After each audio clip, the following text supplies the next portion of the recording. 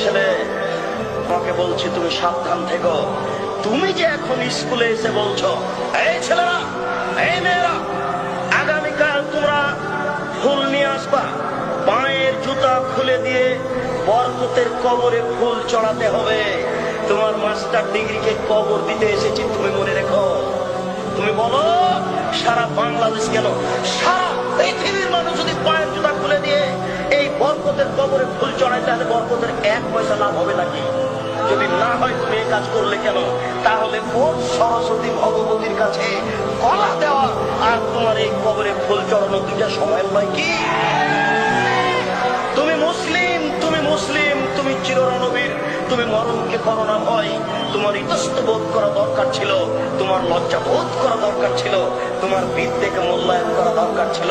তুমি বেশি না পারলে তুমি ঘুরে দাঁড়াতে, ছি ছি, এ কাজ কেউ করে? এ বলে তুমি ঘুরে দাঁড়াও, বাঁচার পথ আছে। তুই শিক্ষক হয়ে কাজ করো কি করে?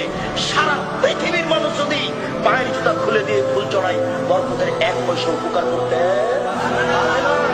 যদি সেদিন তুমি বলতে, এই ছেলেরা শোনো, তারা জীবন দিয়েছে, তারা রক্ত দিয়েছে, তোমরা একটু তার জন্য ক্ষমা চাও।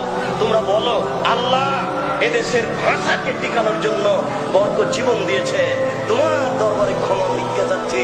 সে মানুষ, বরকত মানুষ, মানুষ, তার কোনো ভুল ত্রুটি থাকতে পারে।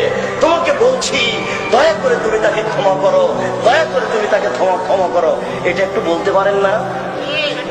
কাপুরুষ ছেলে তুমি, তুমি সুন্দর ছেলে নও, অভিশপ্ত ছেলে তুমি।